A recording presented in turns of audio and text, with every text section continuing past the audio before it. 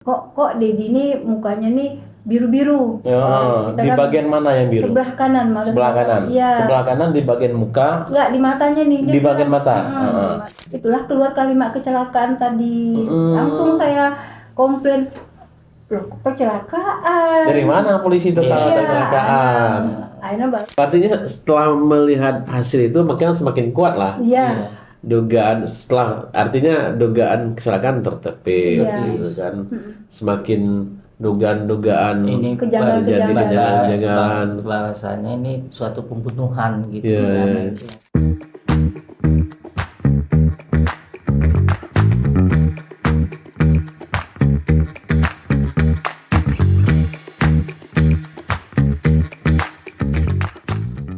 Assalamualaikum warahmatullahi wabarakatuh. Jumpa lagi dengan podcast Metro Jambi Angkat Bicara.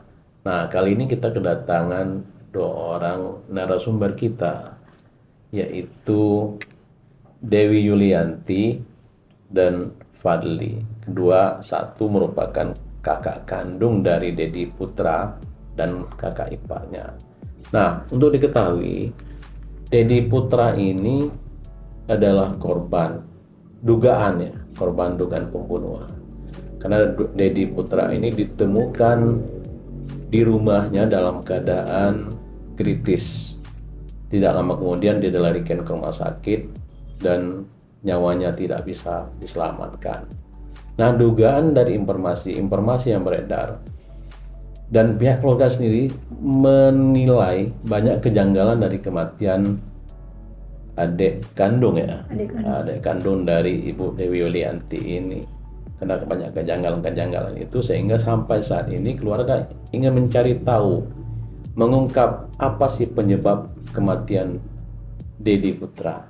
Nah, untuk mengungkap hal ini mungkin kita perlu mendengarkan cerita bagaimana kronologisnya dari awal sampai akhir Dedi ditemukan. Mungkin Ibu bisa cerita sedikit, Bu, tentang bagaimana Dedi waktu itu, di mana dia ditemukan, kondisinya seperti apa? Baiklah, bismillahirrahmanirrahim. Saya Dewi Yulianti, kakak kandung dari Dedi Putra, Pak. Jadi almarhum adik saya Dedi Putra itu ditemukan meninggal tanggal 19 Mei 2025. Hari Senin itu di kamarnya.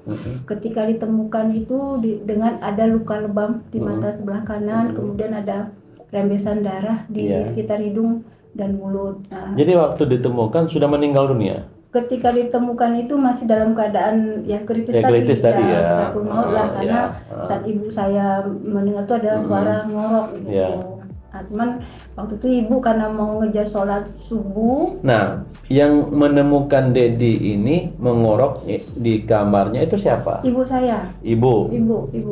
Karena Dedi ini tinggal sama siapa, Bu? Sama berdua sama mama. Berdua sama ibu ya. Terus? Nah, jadi ibu karena tinggal berdua sama ibu saat itu mau sholat subuh. Nah, jam agak kesiangan waktu itu, 5:30 ibu bangun. Nah, ibu tuh mendengar suara ngorok. Cuman itu jam berapa, Bu? Jam berapa? Ya, jam 5:30 tadi. Iya, ibu mau ke belakang, mau ke belakang kan. Nah, cuman karena ibu tuh mau ngejar sholat dulu, baru ibu tuh setelah selesai sholat baru dia kok Dedi ngoroknya agak kencang gitu kan. Nah, dibukanya lah kamar. Ya. Kok Dedi ini mukanya nih biru-biru. Di bagian mana yang biru? Sebelah kanan malah. Sebelah kanan. Iya. Sebelah kanan di bagian muka. Enggak, di matanya nih. Di bagian mata. Di mata sebelah. Kok biru-biru. Kemudian untuk memastikan ibu ini manggillah adik ipar saya yang rumahnya tidak jauh dari rumah. Iya, dekat lah ya. Dipanggilnya, coba lihat Dedi nih. Kan ada apa mau Dedi kok biru-biru. Dilihat, pas dilihat sama adik ipar saya, ininya biru, lebam. Kemudian ada darah di hidung, darah itu sama mulut. Kemudian sama adik ipar saya diperiksa lagi sampai bawah. Itu ada benjolan sebesar telur puyuh. Di bagian mana? Bagian bawah, di atas kandung kemih. Oh, di bagian perut. Iya, di kandung kemih gitu. Nah, kemudian adik ipar saya lihat di tempat tidur tuh sudah kayak banyak air gitu, nah Bang. Pak. Kayak basah. Cuman basah karena air atau darah? Ini air, cuman kalau dilihat itu pas dicium tidak ada bau cium pusing kencing. Terus? Nah, baru setelah adik ipar melihat, kemudian dia menghubungin adik saya yang lain gitu. Nah, kebetulan saat itu saya sama suami waktu itu baru pulang dari luar kota, dari Palembang. Jadi waktu itu HP tidak terangkat sama kami. Berarti pada saat itu yang ada di rumah cuma ibu sama si Dedi. Iya, sama Dedi. Ya, yang lain kan pisah rumah ya. Pisah rumah, gitu. Terus apa yang dilakukan, Bu? Nah, setelah adik ipar tadi itu udah ngecek kan, kemudian nemuin adik saya yang bungsu. Ya. Adik saya yang bungsu, kemudian kebetulan adik saya yang nomor 3 ada di situ juga. Ngomonglah mereka, Dedi gini katanya gitu. Akhirnya adik saya yang nomor 3 itu inisiatif, dia datang ke rumah, dibukanya lah pintu rumah kan kunci. Setelah ditemukan Dedi ke dalam keadaan, katakanlah dalam keadaan kritis ya, posisinya mengorok. Nah, selanjutnya dibawa kemana? Ke rumah sakit.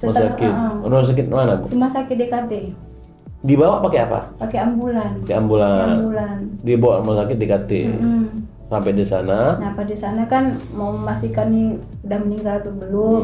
Nah, setelah memang dinyatakan sudah meninggal, kemudian dilakukanlah visum gitu. Nah, sebelum di saat rumah sakit itu adik ipar saya disuruh sama orang rumah sakit karena rumah sakit tentara pergi ke Polsek Kumpe Ulu. Kamu ini kan wilayah Polsek Kumpe Ulu, bikin laporan untuk visum kan gitu. Akhirnya adik ipar saya pergilah ke Polsek. Nah, pada saat di rumah sakit itu Dedi bagaimana? Macam mana? Sudah dinyatakan. Oh, sudah dinyatakan sudah tidak bernyawa lagi ya. Jadi diperkirakan di perjalanan tuh sudah tidak ada lagi. Sudah tidak ada lagi. Balik rumah tuh sudah nggak ada. Jadi nyampe rumah sakit sudah tidak bernyawa lagi ya.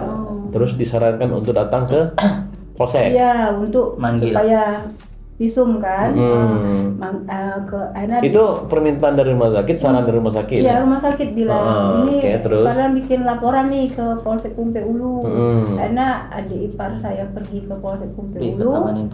Nah, ditemanin propos BKT waktu itu. Nah, dia ngomong laporannya hanya lisan.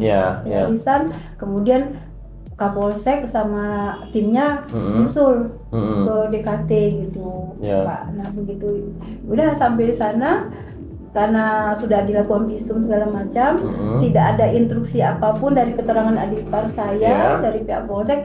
Akhirnya kami bawa yang waktu itu ibu saya sama adik ipar itu bawa pulang ke rumah karena tidak ada instruksi apapun. Berarti laporannya baru laporan visum. Laporan untuk ngasih tahu nih artinya laporan baru laporan lisan. Tapi tidak ada instruksi, ada permintaan atau ini mau diapakan ya. Tidak ada. Karena dari keterangan adik ipar saya bilang tidak ada keterangan apapun dari pihak Polsek. Akhirnya kan jenazah dibawa pulang. Akhirnya kita mandikan lah, kita kafani sampai akhirnya kita kuburkan pada zuhur sekitar jam pukul 2 siang. Kemudian jam 4:30 sore baru Kapolsek sama anggotanya datang ke rumah. Setelah dikuburkan baru Kapolsek datang ke rumah. Apa yang disampaikan ketika itu, Bang? Jadi lebih ke kan pertama kita lagi di rumah kan. Kami udah kumpul, saya, suami. Itu semuanya ada keluarga? Ya, yang nemuin mereka saya sama suami, adik saya yang nomor 2 sama suaminya juga. Pertama dia mengucapkan turut bersukawa, kemudian kalimat ibu ikhlas ya, ibu ridho, kata gitu. Nah, itulah keluar kalimat kecelakaan tadi. Langsung saya komplain, loh kecelakaan. Dari mana polisi tahu ada kecelakaan? Akhirnya barulah kayak mana kecelakaan, helmnya aja utuh, di badannya tuh tidak ada sedikit pun lecet pun tidak ada.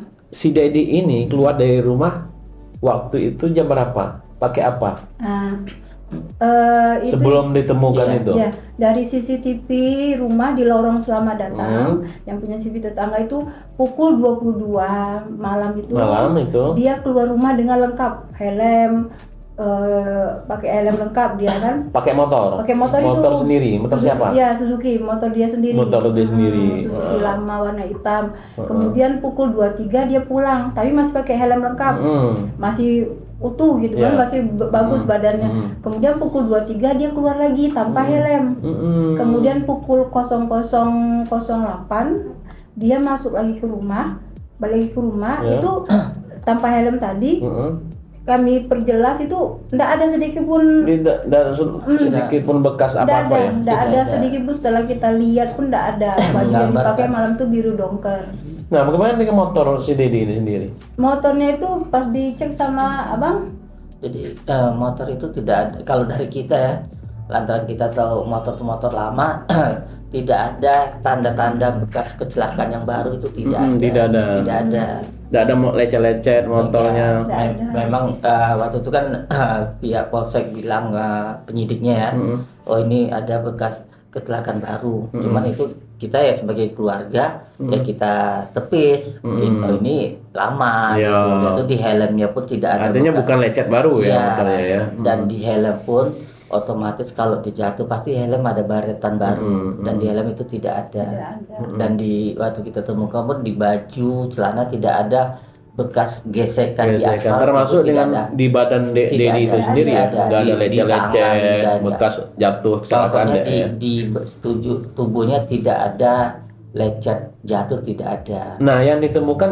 lebam di mata Sebelah kanan. Mata sebelah kanan. sama mana Udah lagi? itu pas kita memandikan, jadi pas mandikan saya inisiatif suruh kakaknya coba balikin badan Dedi. Nah disitulah baru ketahuan ada lebam di bahu belakang sebelah kanan juga. Nah itu Artinya bukan lecet. bukan, Cuma lebam. lebam seperti kayak antaman benda juga gitu. Oh gitu. Iya, dan itu. Bekas sedikit membiru ya. Iya, Membiru. iya, merah membiru gitu ya. Dan itu tidak ada mengeluarkan darah, tidak ada. Oke. Jadi dari luka-luka yang kita temukan, kita meyakini, keluarga meyakini bukan korban kecelakaan. Bukan kecelakaan. Dan Terus apa yang dilakukan oleh pihak keluarga? Nah, jadi setelah penguburan ya bang, penguburan ya kita kan saat itu masih dalam keadaan shock, Ya, masih berduka lah ya. berduka gitu kan. Nah itu kita seminggu kemudian, tepatnya tanggal 28 Mei, diantar pengacara, kami bikin laporan ke Polda Jambi. Nah, ke Polda. Kenapa ke Polda? Ya waktu itu dari pengacara langsung bilang kita bikin laporannya ke Polda. Ke Polda. Iya. karena kan sebelumnya ada pernyataan dari Karena- pihak polsek itu bilang kalau ini kecelakaan. Jadi kita merasa Kayaknya kita coba melapor ke pusat lah istilahnya. Iya, ke Polda. Iya, jadi berdasarkan itu. Iya. Karena belum ada penyelidikan, sudah ada kecelakaan itu keluar ya. Dedi ini sendiri kan tinggal di Marine ya, Iya. Marine masih masuk wilayah Muaro Jambi. ya. Nah setelah itu Bu, apa yang kita lakukan setelah melaporkan ke Polda tadi? Ya kan udah kita bikin laporan ke Polda. Nah menjelang tanggal 28 itu kan bang dapat ini info-info kebutuhan yang di lorong selamat datang ada CCTV, kemudian di lorong amanah itu juga ada CCTV. Nah sebelum itu kita keluarga mencari CCTV, mencari barang bukti lah ya. Iya, menyelamatkan CCTV Karena tidak dulu. yakin kira-kira Iya. ya. Karena menganggap ini ada kejanggalan. Alhamdulillah CCTV itu kami duluan yang dapat. Nah kemudian ada juga HP almarhum. Apa yang terlihat dalam CCTV itu? Nah kalau dari CCTV lorong selamat datang tadi, seperti yang saya bilang tadi bahwa itu terlihat aktivitas almarhum keluar masuk dari lorong itu masih dalam keadaan sehat, bagus lah kondisinya. Nah di lorong amanah itulah terekam aktivitas berboncengan. Dan setelah kami dengarkan, siapa teman boncengan? Nah posisi dia berboncengan itu si Dedi ini bagian yang membonceng apa yang dibonceng? Nah gini yang kami lihat itu posisinya itu di belakang. Dibonceng? Seperti dibonceng gitu. Pakai motor apa? Waktu pergi. Waktu perginya. Keluar dari rumah dibonceng? Iya, dibonceng. Pulangnya? Nah, kalau pas dilihat di pulang, pas kami perhatikan, itu posisi yang di depan ini sudah seperti terkulai gitu. Ya, diperkirakan jadi Dedi ini dibonceng, cuman posisi dia di depan. Nah, tapi memang kalau dilihat sekilas seperti Yang di belakang itu yang Yang- pegang yang stang. belakang Ya, itu yang megang stang. yang Iya. megang ya, stang. jadi Dedi ini udah menyender ke tubuh yang mbak motor. Nah, motor yang dewa motor apa? Nah, memang motor Masih motor si Dedi atau Enggak, motor bukan. lain? Motor Sudah motor lain. lain. Udah motor lain. Motor lain. Jadi apa dia dipanggil atau dia dijemput dan suruh keluar rumah, kemudian dia dibawa kayak motor itu keluar lorong amanah tadi gitu. Nah, mungkin apa dia dipertemukan dengan seseorang. Ya. Nah, memang kalau dilihat dari CCTV yang lorong amanah pas arah masuk itu, kalau dilihat itu posisi itu sudah seperti ini yang dari gini. Terkulai, Iya. ya. Terkulai lemas ya, Iya. Dedinya. Ya. Iya. Tapi tidak terlihat siapa yang memboncengnya gitu. Apa kan kalau seandainya warga sekitar, Iya. pasti kita tak kenal lah ya, Iya. nggak tahu. Ini apakah warga sekitar atau gimana? Ya gitu Pak, yang sampai saat ini yang masih jadi pertanyaan kami dan permintaan kami ke pihak Polda Jambi. Kami kan kalau kita melihat secara kasat mata kan nanti takutnya salah. Ya, ya. Nah, ya. kita kan berharap dengan kami menyerahkan CCTV, kemudian HP almarhum, Polda itu bisa menganalisa lebih detail lagi Ya, kan, karena ya. mereka punya yang lebih canggih lah Ya, gitu. Nah, ya. tapi sampai sekarang 10 bulan CCTV di tangan mereka, sampai sekarang itu belum juga ada jawaban. Dan mereka selalu banyak alasan. Pertama, saya di waktu itu bilang, oh CCTV tidak membantu Bu. Kemudian Jambi tidak punya lab digital Ya, forensik. ya. Saya bilang kalau memang tidak punya lab digital forensik, kan ada pusat, saya bilang itu. Nah, Ya. sampai kemarin juga tanggal 25 Februari saya menghadap lagi, ada alasan lain lagi yang mereka katakan soal CCTV gitu. Jadi sampai saat ini CCTV itu sebetulnya belum diapain sama sekali. Belum dibuka atau gimana? Iya. Kami nggak tahu. Padahal CCTV itu CCTV yang dari keluarga ya, kan? yang menyerahkan langsung ya, Iya. yang mendapatkan dan menyerahkan ya. Iya, itu CCTV itu saya serahkan saat itu ke Resmob, kemudian ke pihak penyidik Penyidik. juga, kemudian ke SPKT Komisi 8 itu udah kami serahkan. Ada Masing-masing. 4, ada 4 saya Ada flash disk, ya? flash disk kami. Ada flash disk. Alasan mereka yang kena cahaya lah, Iya, iya. Pantulan cahaya Pantulan. lah, oh posisinya miring lah segala macam. Nah, kami kan berharap sebagai orang awam, Iya, iya. berharap dengan menyerahkan CCTV kepada pihak Bisa penyidik. ditindaklanjuti Iya, ya. karena kan mereka punya yang namanya lab forensik gitu Iya, kan. iya. Kalau memang kata Jambi tidak ada kan bisa mereka kirim ke pusat gitu. Tapi sampai sekarang 10 bulan ini belum ada juga gitu. Mungkin dari pihak keluarga sendiri mungkin apakah pernah mencoba untuk bertanya-tanya dengan teman-teman Dedi pasca kejadian itu, kemana Dedi pergi, kenapa Dedi begini begitu, pernah dicoba nggak? Jadi kami hanya bertanya sama temannya, ada 2 orang dan mereka memang pas malam kejadian kan tidak tahu, tapi mereka meyakinkan bahwa almarhum ini orangnya pertama memang pendiam. Oh, pergaulannya. Dia ada apa nama, selama bergaul dengan teman-teman apa yang dapat informasi misalnya pernah ribut atau apa gitu kan. Memang selama ini gimana dengan Kalau pergaulan dari Dedi sendiri?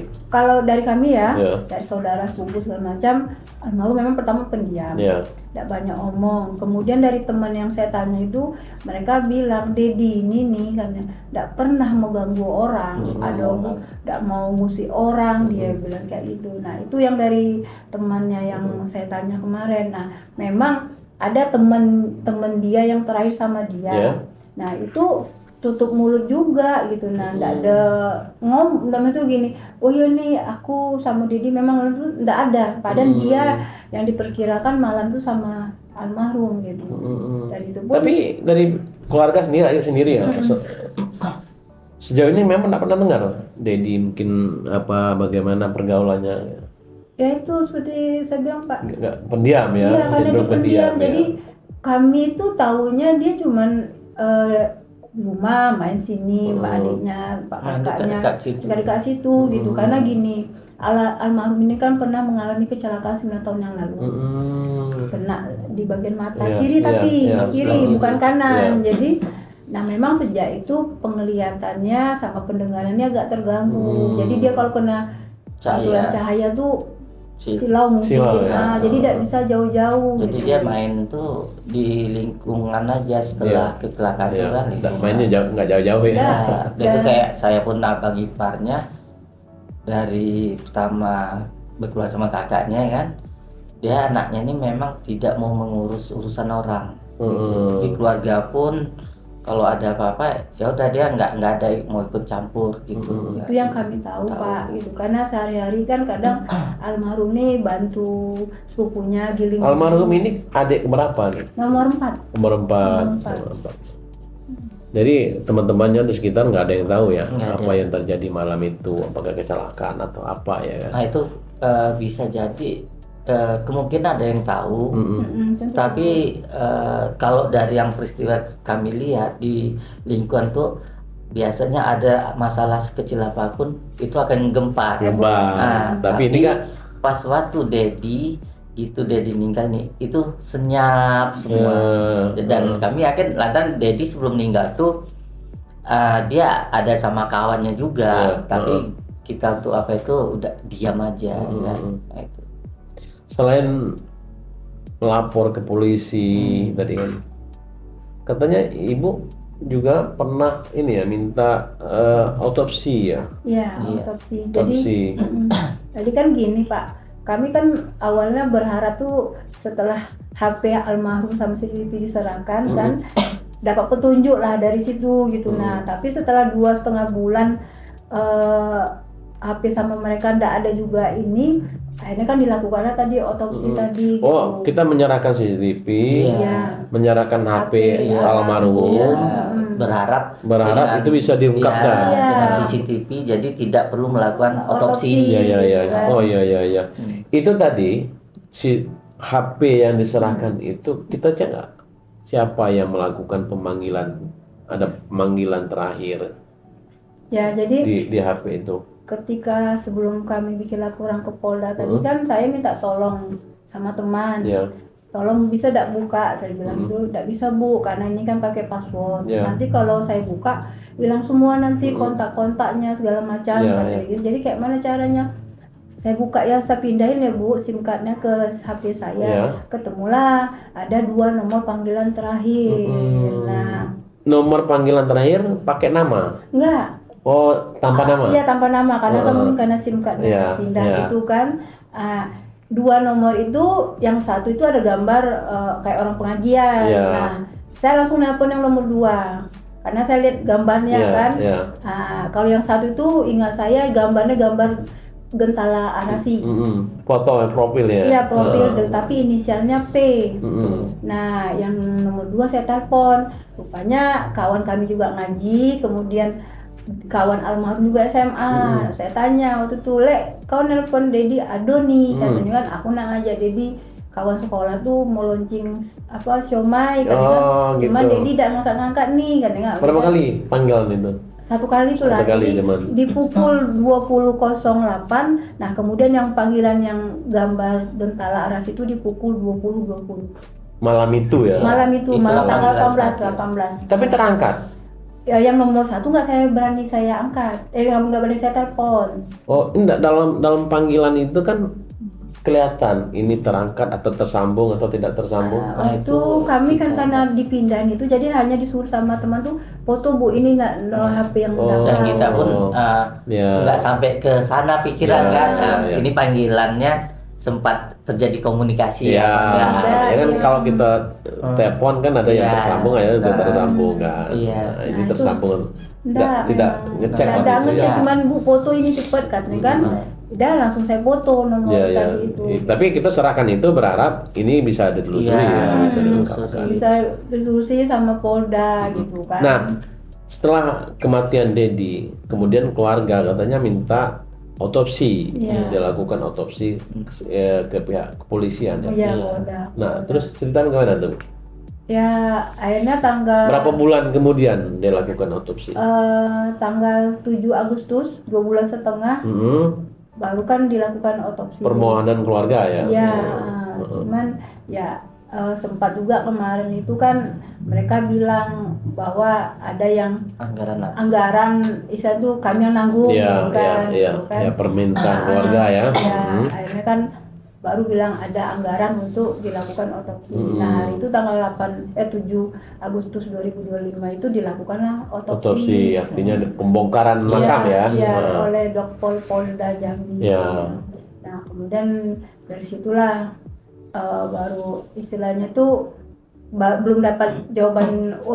Kalau tuh saya tanya sama dokternya, dok, nanti ini saya serahkan ke pihak penyidik ya Bu ya, Ibu tanya. Tapi kami dapat hasilnya itu setelah 1,5 bulan.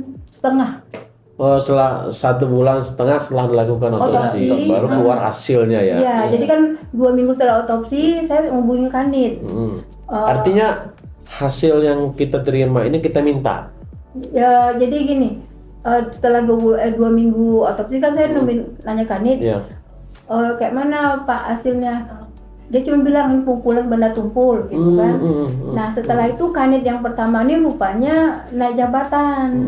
Kami WA kok nggak dibalas-balas, nggak ada kontak segala macam. Baru dapat kabar sudah naik jabatan dia gitu, pindah. Kemudian, nah 1 bulan dari 2 minggu tadi barulah kami ngomongin si penyidik kan, mau minta hasil otopsi. Saya datang sama suami sekalian ngambil SP2HP waktu itu SP2HP yang pertama ya. Setelah 4 bulan baru kami terima SP2HP itu Pak. Kemudian di sana dia bilang tidak boleh memoto, tidak boleh bawa pulang, itu harus suruh hanya boleh membaca. Hanya boleh membaca. Iya. Jadi tidak boleh dipoto ya. Iya. Jadi setelah dilihat kan cuma boleh dilihat kan, tidak boleh memfoto ya kan. Apa kira-kira Bu hasil dari otopsi itu? Ya karena kan saat itu saya hanya disuruh melihat, membaca gitu kan. Yang jelas dari hasil otopsi itu memang menyampingkan atau hilangkan yang namanya tadi kecelakaan. Menepis ya. Menepis kalau itu memang bukan kecelakaan. Bukan kecelakaan. Di situ ada pukulan benda tumpul di belakang kepala almarhum. Itu hasilnya. Itu ini keterangan dari hasil otopsi. Keterangannya. Artinya terdapat bekas pukulan benda tumpul. Bagian mana Bu kira-kira? Di belakang kepala almarhum. Di yang di bagian mata? Jadi gini, yang di situ kan disebabkan karena pukulan benda tumpul. Nah, cuman kalau hasil secara detailnya, gambarannya ya itu tadi retak tulang wajah, kemudian sebelah kanan depan, atas juga, kemudian tengkorak yang bawah, ada gumpalan darah di otak besar sama otak kecil. Itu hasilnya ya Bu? Hasil otopsinya, dan itu menepis yang namanya kecelakaan tadi. Jadi mungkin yang retak itu mungkin dari mata, karena kan ya bersyukurnya gini Pak, alhamdulillahnya itu masih bisa kebaca sama dokter forensik setelah 2,5 bulan dikuburkan. Dikuburkan ya. Iya, alhamdulillahnya sih. Masih bisa terbaca kan apa hasilnya kan. Sudah. Nah, setelah membaca itu apa yang Ibu lakukan? Ya kan kami waktu itu masih ada pengacara kan. Ya. Nah, artinya setelah melihat hasil itu semakin kuat lah. Iya. Dugaan artinya dugaan kecelakaan tertepis gitu kan. Semakin dugaan ini kejanggalan bahwasanya ini suatu pembunuhan gitu kan, itu yang kita. Jadi saat itu saya udah nepis, tidak ada lagi kalimat kecelakaan. Ini udah pembunuhan gitu kan. Nah, yang dari situlah saya minta kan sama waktu itu Kanit itu ke yang penyidiknya, mereka udah lagi yang bergerak gitu kan. Nah, cuman ya sampai sekarang hanya pemanggilan keluarga nanti satu. Cuman hanya mengisi SP2HP aja, mengurut ini sudah dipanggil, ini sudah dipanggil. Tapi sampai sekarang gini Pak, saya pernah memasukkan surat karena saya udah capek bertanya berdebat itu, akhirnya kan saya melalui surat ke Polda. Jadi yang pertama gini, saya masukkan surat minta hasil visum sama otopsi. Kalau bisa mereka kasihkan via tulisan. Kemudian saya minta SP2HP. Kemudian yang poin ketiga itu saya minta hasil HP almarhum sama CCTV. Udah 2 bulan atau 3 bulanan baru dibalas. Tapi dibalas itu bahwa HP setelah 7 bulan di tangan mereka ya, 7 bulan di tangan mereka, HP itu sudah di celebrate kata mereka, hilang semua. Nggak ada lagi data-data ya. Tidak ada data, tidak ada lagi WA, tidak ada segala, dengan alasan pihak keluarga yang salah karena memindahkan kartu SIM card tadi dari HP almarhum ke HP yang lain. Sehingga Jadi, terhapus ya. Katanya terhapus. Kemudian SPHP, SP2HP sudah dikirimkan, saya terima. Kemudian ya CCTV visum dan otopsi itu jadi pegang mereka. Cuman jawaban untuk CCTV itu tidak ada jawabannya via tulisan. Padahal di surat itu saya meminta untuk HP sama CCTV. Yang dijawab cuma jawaban untuk HP, SP2HP, visum dan otopsi. Tapi jawaban tertulis untuk CCTV itu tidak dibikin mereka. Sampai kemarin juga sudah via lisan juga nggak jelas juga jawabannya gitu. Jadi Dedi ini Mbak tinggi Bang, bagaimana Mbak postur tubuhnya? Dia kurus tinggi. Kurus tinggi. Apa kecurigaan dari pihak keluarga kamu melihat hasil otopsi dari Bang? Ya, kalau melihat begitu seriusnya luka di bagian kepala kan? Perkirakan yang jelas itu pelaku pasti lebih dari 1 orang. Masa nggak dengan cederanya itu ya, kena cedera parah ya di kepala ya. Kalau itu di luar dilakukan itu untuk kemungkinan bisa balik sendiri itu mustahil ya. Nah, dengan cedera seperti itu ya. Jadi pasti kita berkeyakinan pasti lebih dari 1 orang. Pelakunya lebih dari 1 orang. Itu ini dugaan dari pihak keluarga ya. Dugaan dari pihak keluarga. Dari tangan-tangan itu? Cuma nggak ada ya? Dari tangan-tangan dia nggak ada ya? Cuma yang ada perut, terus di mata, terus sama ini, sama di rebesan darah, punggung juga. hidung sama mulut.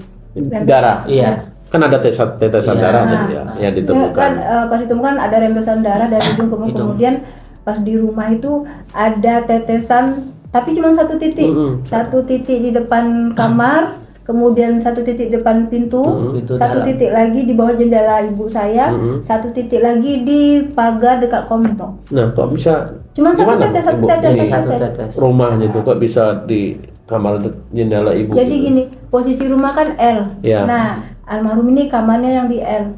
Nah, ibu ini kan kamar di sini. Jadi 1 tetes, cuma 1 tetes. Dan itu 1 tetesannya itu tidak jarak, bukan biasa kan kalau kita darah pasti ngucur tuh kan biasanya berdekatan. Ini enggak, jaraknya lumayan loh, bermeter antara pagar ke dekat jendela. Udah itu dari jendela ke pintu, bukan pintu dalam masuk, sama ke pintu kamarnya Dedi gitu.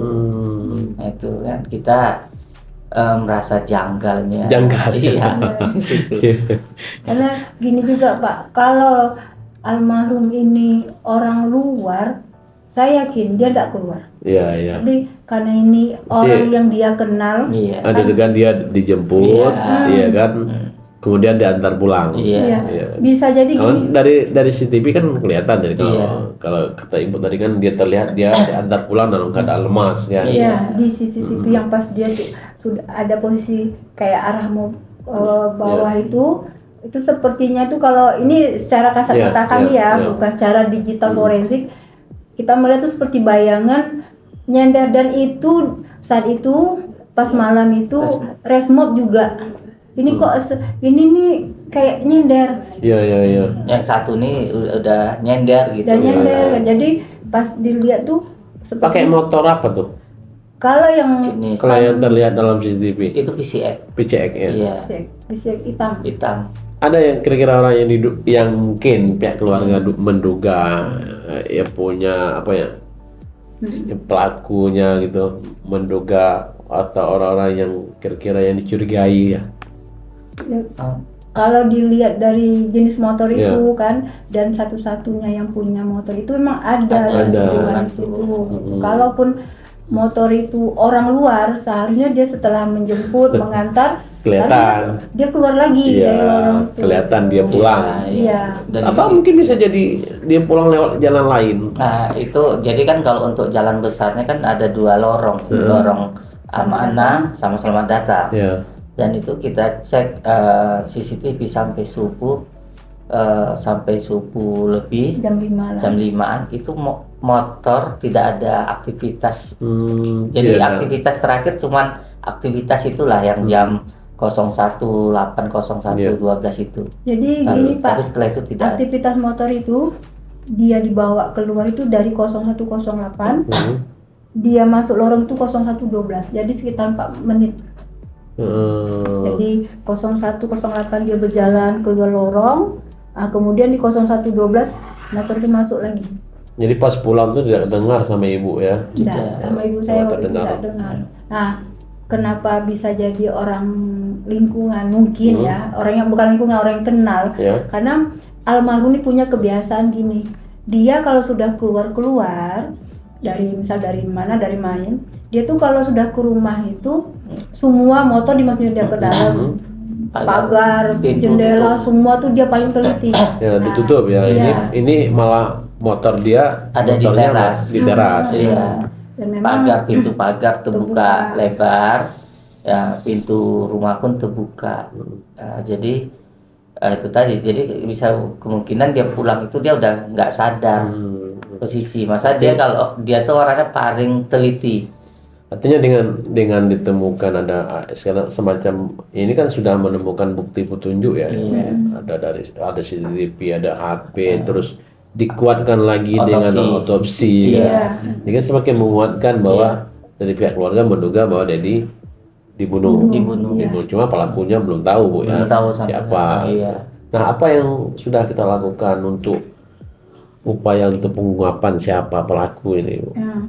Jadi kan kami kan sampai saat ini ya Pak ya, sampai saat ini, sampai terakhir kemarin saya 5 Maret kemarin kan kami masih berharap mereka mau menganalisa CCTV. Cuman masih juga belum ada jawaban yang jelas. Akhirnya saya kan bikin surat minta audiensi sama Kapolda Jambi pada tanggal 5 Februari 2026. Nah, berapa hari kemudian saya bertanya untuk balasan surat saya dari pihak bagian surat-surat itu bilang surat itu sudah diserahkan di Reskrimum Polda Jambi. Akhirnya tanggal 18 Februari saya mendatangi di Reskrimum Polda Jambi. Saya menemui mungkin asistennya, saya bawa berkas-berkas yang saya serahkan, saya tunjukkan. Yaudah Bu, tunggu dulu. Pertama saya suruh tunggu dulu, Bapak masih di bawah. Setelah sekian lama kami nunggu, tiba-tiba kami diarahkan ke Wasidik. Di Wasidik ngolor ngidul lah kalau saya bilang ngomong inilah nggak ada istilah kan? Nggak ada ujung pangkal. Iya, terus akhirnya ada kalimat mereka mengatakan Belum terima. oh kami belum terima Bu surat yang balasan dari bawah katanya. Penasaran saya sama suami, saya turun lagi ke Setum bagian surat menyurat tadi. Rupanya dari Setum itu bilang kami sudah, saya butuh bukti bahwa surat itu sudah diterima oleh Direskrimum tanggal 6 Februari. Jadi cuma jarak 1 hari. Hanya 1 hari surat saya langsung dibalas. Kemudian saya tanya lagi ke orang di Reskrimum, mereka bilang siapa yang terima nih, siapa yang terima kan gitu. Nah, sempat agak inilah masalah surat yang tadi. Tiba-tiba saya diarahkan ke Kabak Opsional. Alasannya dengan dia bisa kok saya menjembatani untuk ke Direskrimum. Kemudian Pak Direskrimum seperti itu juga ngomong-ngomong berjanji akan kami kirim Bu ke Palembang katanya waktu itu. Ke Palembang. Iya, 14 Februari tadi. Kapan saya dapat hasilnya Pak? Saya bilang seminggu kah, sebulan kah? Pokoknya nanti kami kabari Bu, bagaimana Bapak bisa tahu itu almarhum kalau kami tidak dihadirkan. Saya bilang gitu kan. Ibu intinya cuma dapat hasil. Saya bilang bagaimana Bapak bisa tahu itu almarhum? Saya bilang kalau keluarga tidak dihadirkan. Saya bilang gitu kan. Akhirnya kami pulang ya, kita pulang. Kemudian tanggal 25 Februari saya menghubungi Kanit. Saya minta Februari Februari kemarin. 2026 ya, Iya, sudah ya. Februari kemarin ini saya hubungkan yang barunya ini minta masalah CCTV juga. Iya. Pak, kayak mana nih kejelasan CCTV? Oh, saya lagi ada tugas di luar, Bu. Kenapa Bu? Itu selalu diminta CCTV. Ya kami kan berharap otopsi sudah nih. Ya. Karena kan otopsi sudah menepiskan kecelakaan kan udah jelas ini memang Ya, ya. pembunuhan, penganiayaan berat lah mungkin gitu kan. Ah, kami berharap CCTV ini jadi petunjuk Ya, ya. HP sama CCTV. Jadi gini, Pak, setelah ibu saya agak pulih lah dari kondisi dia yang shock tadi. Ya, artinya Ibu sempat ini ya, orang tua sempat Iya. shock lah ya. Iya. Nah, Dengan kematian si Iya. Dedi ini ya. iya betul. 6 bulan ya, 6 bulan ke Iya, 7 bulan, ibu saya itu bercerita bahwa pada hari sebelum almarhum meninggal tanggal 18 Mei itu, dari mulai dia jam 2 siang itu kata ibu saya, tangan itu nggak lepas dari HP. Jadi WA. Kayak dia, kata ibu saya, kayak dia balas WA. Si Dedi. Almarhum ya, Dedi. Nah, Almarhum si Dedi ya. iya, jadi kata ibu saya dari mulai jam 2 itu dia tuh tangannya nggak pernah lepas dari HP karena kan tinggal berdua. Jadi aja ibu saya beli lauk. Nah, Dedi belum keluarga ya? Iya, Belum keluarga ya, masih bujangan ya. Jadi ibu saya itu ingatan ibu saya dicoba diingat-ingat lagi. Jadi katanya dari mulai jam 2 siang itu sampai jam 7 malam itu tangan dia nggak lepas dari HP. Kemudian saya tanya sama anak-anak saya kan, keponakan kami kan, anak-anak manggil dia Adang kan. Adang ada HP itu ada main game enggak? Saya bilang, Adang paling enggak suka main game katanya gitu. Jadi kata ibu saya itu wajahnya itu kayak wajah agak gelisah. Gelisah, Ya. Nah, jam 7 malam, jam 7:30, ibu saya kan nyuruh dia beli obat untuk sakit lutut ibu saya. Iya. Nah, terakhir beli obat tuh lah.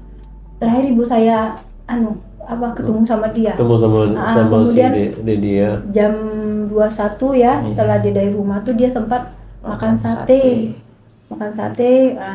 Kemudian jam 22 itu lah dia Kita pulang. tahu makan sate lantaran yang tukang makan sate ini cerita kalau Dedi itu sempat makan beli sate di tempat dia ya. Iya, lantaran dia sekalian dia tuh balikin, Dedi tuh memperbaikin celana apa baju.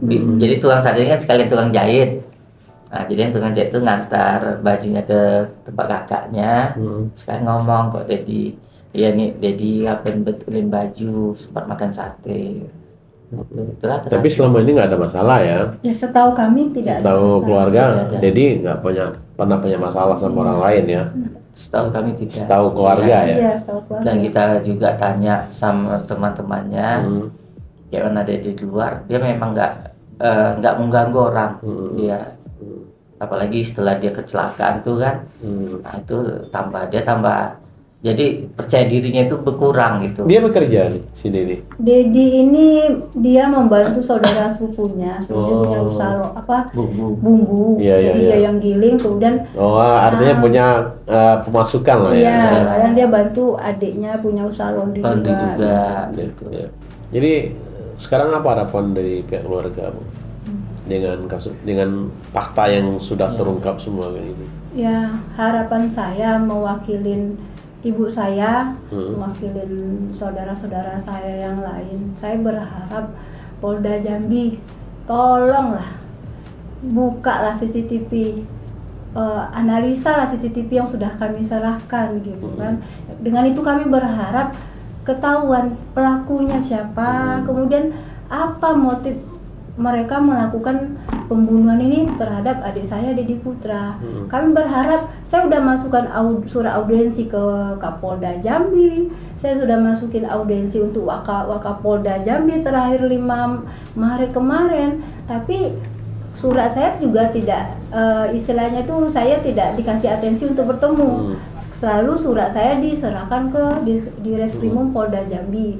Nah, saya memohon kepada pihak Polda Jambi terkhusus Subdit 3 Jatanras di Reskrimum Polda Jambi. Yang kami minta sampai saat ini 10 bulan itu CCTV. CCTV itulah kami jadi harapan untuk melengkapi otopsi sudah jelas bahwa itu memang bukan kecelakaan. Nah, ini CCTV. Kalau katanya memang Jambi tidak punya lab digital forensik, alasan dari salah satu penyidik saat itu, Mabes Polri ada. Yeah. Nah, kan ada tinggal dikirim, tapi saya hanya dijanji-janjikan mau dikirim ke Palembang lah, ke Mabes Polri lah. Kemarin sempat juga saya disuruh mencari suara pembanding. Pembanding suara almarhum waktu hidup, ada nggak rekaman untuk membandingkan dengan suara yang terekam gitu kan. Nah, saya bilang kalau saya tahu dia mati besok mungkin hari ini saya rekam. Iya. Itu jawaban saya sama mereka kemarin. Jadi harapan saya mohon para masyarakat Indonesia seluruhnya, Jambi khususnya, tolong bantu juga, doain supaya kasus ini terungkap, pembunuhnya, motifnya apa, dan terkhusus Polda Jambi, tolong CCTV itu tolong analisa. Pihak keluarga saat ini mencari keadilan ya untuk Dedi kan. Siapa kira-kira pelakunya, apa motifnya ya. Mudah-mudahan ini didengarkan Bu. Ya, mudah-mudahan kasusnya cepat terungkap dengan adanya apa dari keluarga meminta keadilan ya. Terima kasih Bu sudah berbagi cerita dengan Metro Jambi Angkat Bicara. Mudah-mudahan apa yang diharapkan oleh keluarga hendaknya bisa terjawab ya kan. Sehingga apa yang menjadi pertanyaan-pertanyaan selama ini kejanggalan jangan sudah terjawab kan. Dan Mama pun bisa lebih tenang jadinya. Oke.